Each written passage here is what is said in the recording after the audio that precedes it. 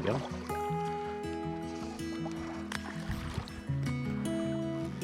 It's a variation on a blowtorch.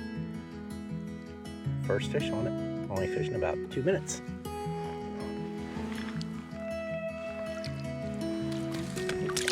Go ahead, Mr. Trout. This Peeking Caddis imitation is a variation of Devin Olsen's blowtorch. I use this one when there are lots of caddis present, of course, but it's also just a great year-round attractor.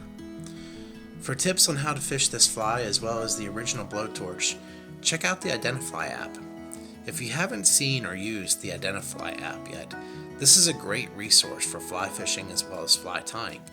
In fact, at the Fly Fishing Show in 2025, they were the recipient of the Consumer Choice Award in the Education Entertainment category. I'll put a link in the description below so that you can download the app for free today. Let's get tying. I'm going to start with a size 14 Fulling Mill 5045 jig style hook and a 1/8 slotted copper tungsten bead.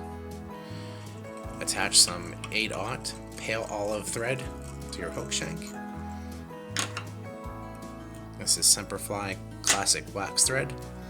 For the tag, I'm using Glow Bright number 12 fluorescent chartreuse.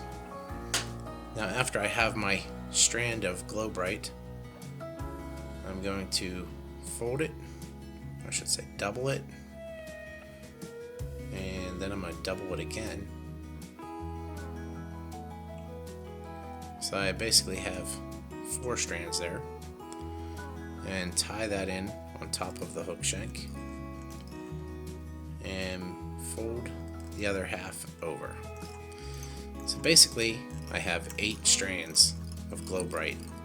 I like a nice thick tag on this fly, and I do on all my blow torches because I just think that hot spot is very attractive. I'm going to trim it so it's just slightly longer than the bend of the hook, sticks out slightly beyond. Next we're going to tie in some copper wire for a rib.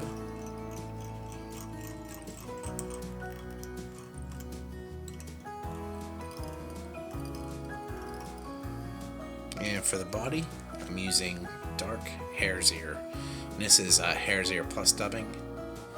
It has a nice spiky look to it, very natural. And I like it for a lot of my Euro nymphs, including waltz worms and variations of sexy walt.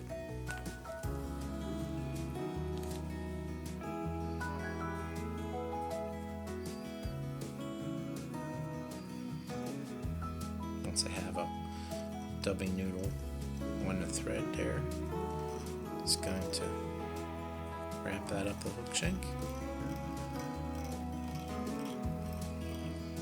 And then open spiral wrap the copper rib over top of the body.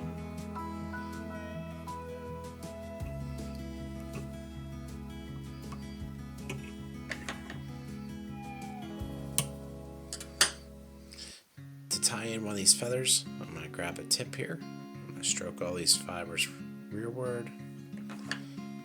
And I'm just going to cut off the tip. And that creates that little triangle right there that we can use as our tie-in point.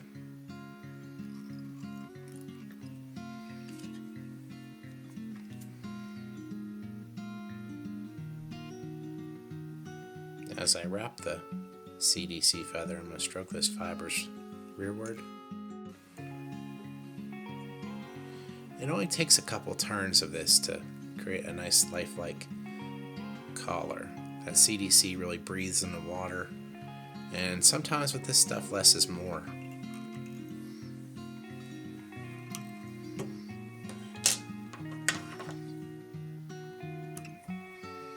But also keep in mind, if you do make that collar too thick for your liking, you can break off fibers to make it a little bit more sparse.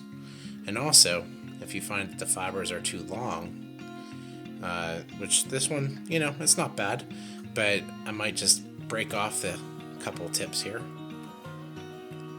And I break them off rather than cut them, because cut them will leave them square looking, whereas if you just kind of pinch them off there, it'll still have a nice little tapered tip most of the time. Now I'm going to finish it with just a little bit more of the dark hare's ear.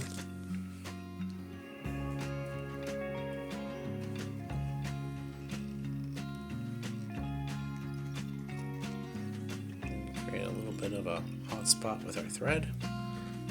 Whip finish. And we're done. And there you have a very easy to tie Peeking Caddis imitation. That is a blowtorch variation. And I've been using this, all season here so far, even before the Grannom started popping and catching fish. And I think as the season wears on and as caddis become more active, this fly is going to become a top producer in my fly box. Thanks for watching.